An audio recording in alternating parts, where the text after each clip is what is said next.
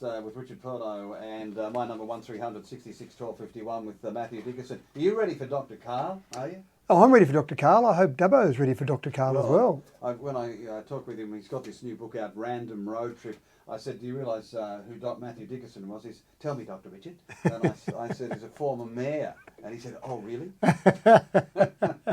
How did you rope Dr Karl into the 30th anniversary of axxis? Well, I've actually emailed him a little bit over the years, just for some different things and some bits of advice and just some conversations. And I was thinking about our 30th anniversary. I thought, well, who is out there in the technology space that people identify with and recognise, and there's not a lot out there that you can think of. And then I thought of Dr Karl, and I thought, well, that's a person that's got a lot of respect in the community. He's obviously involved, not specifically in technology, but in that general science and technology arena, and I thought he'd be a good person to have along. I think what he is a connector. Yeah. He's a kind of conduit between us, me, the mob, and science. Yeah. And that's what, I don't know whether you're probably too young to remember the guy called Professor Julius Sumner Miller. Yeah, I remember the old egg in the bottle. Yeah. Why is it so? Very good. And then there were a couple of guys out of South Australia, the team that used to present science as well. Why is science and technology, Matt, so difficult to get traction? I think one of the things with science is some people, when they're at school, for example, they see it and they think that's a bit too hard and they switch off to it. And they shouldn't, because there's so much that we use in science every day. And one of the things that someone like Dr Karl does really well is he calls himself a science communicator. He actually won an award recently for the best science communicator in the world. And so I think what someone like Dr Karl does is actually breaks it down, and it's actually relatively simple. We use it every day, so you should be aware of it. You don't have to be a scientist, but just be aware of science. Wouldn't it be good if there was another name? Rather than science? Rather than science. Yeah, I think science... Science, when you break it down, the Latin word means knowledge.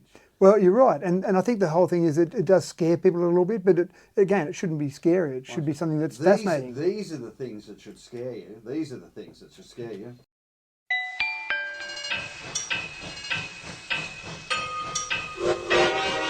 Dubbington! They want to merge, it makes no sense. They are hearing our defense. Our rates will go way up high. Democracy will go bye-bye. Dubbo and Wello will stand alone.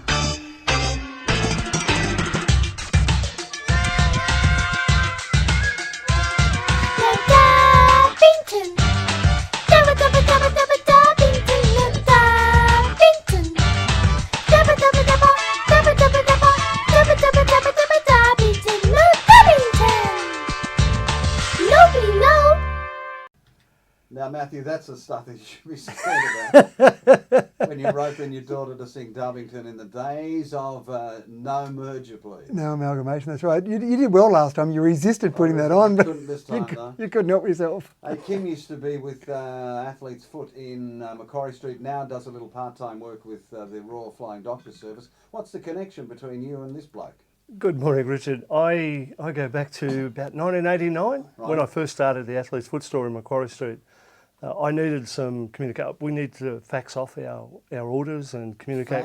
Fax. You remember the fax? Oh, God, yes. So I wanted a fax phone, so it all worked in together. And one of my staff said, "Oh, I know this young guy that might be able to help." This was at 1989. 1989. You were just beginning, weren't you? I was just beginning, that's right. 15. How old were you then? About 12, 10, 8, that's keep it going right. down. So you went to, where were you at this stage? I was still working out of the bedroom of my mum and dad's home. So I was 21 years of age, and that was, I just thought I like electronics. I love the sort of idea of electronics. So I just start selling some stuff. Why did you like electronics? Through school, I played with computers a lot, and computers just came into school.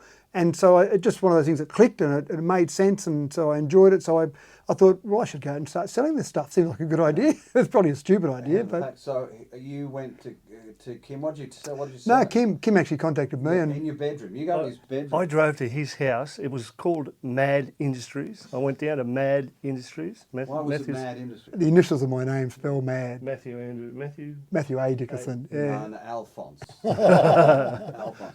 So you went to him in his bedroom. Drove down to the house, drove into this 4 or 5 acre property in the middle of South Dubbo with all these trees and shrubs and hanging over the road, and I thought, oh my God, the Adams family house. And I drove down, and he's come out with this big smile. Yeah, his cousin walked out, and he provided me with a fax phone, one of the very latest. Have you still got it? No. Should keep it, you know. It would have been, yeah. Yeah, those things are dinosaurs, and Yeah. dinosaurs are often admired. But it helped me greatly in the You business. sold him the fax phone. Sold him fax. I'm sure too cheap a price at the What time. sort He of- probably what owes sort me was money it? for it still. What sort was it? Probably back in those days, there would have been there were some Panasonic ones who were around, and there was also Where did you get them from? I just contacted suppliers and said I want to start buying products from you. So I actually sold my products on brochures. So when Kim came in to look at it, for example, it was a brochure. I didn't actually have a product to sell. I'd show him a bunch of brochures, and then once someone would say they'd buy it, I'd ring that supplier and say, I want to buy it off you at cost price. I want to be a dealer, and away I'd go. So I'm amazed I sold anything, Richard.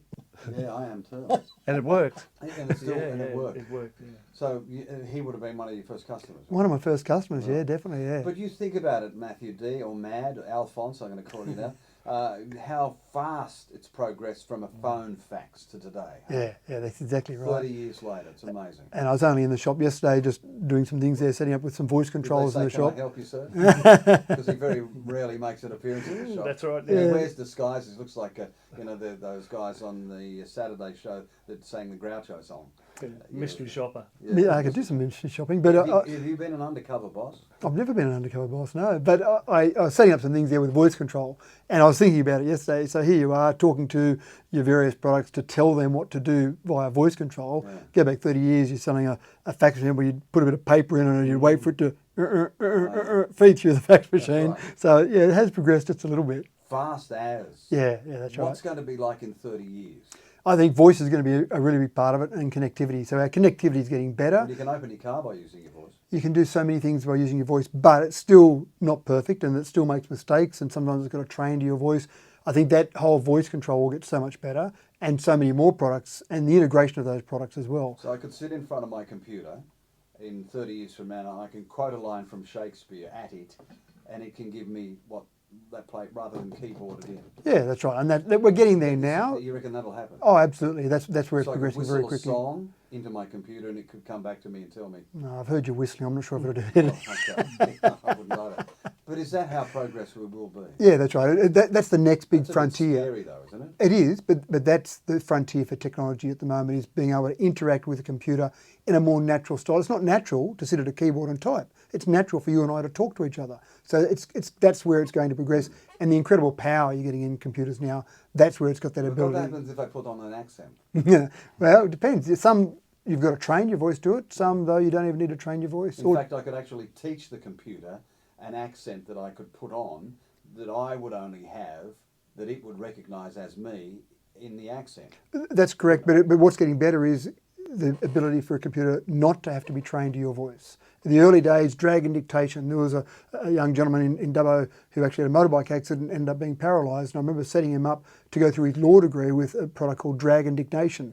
And it was terrible to begin with, and after weeks and weeks and weeks of training it to his voice, it finally got to the stage, and he got through his law degree mainly through using drag and dictation for all his essays. So fantastic, but now that same scenario could occur without you needing to train the computer to your voice. It's getting much better. It's still a long way to go, but the power we've got in computers now will give it that ability. Talk about Stephen Hawking.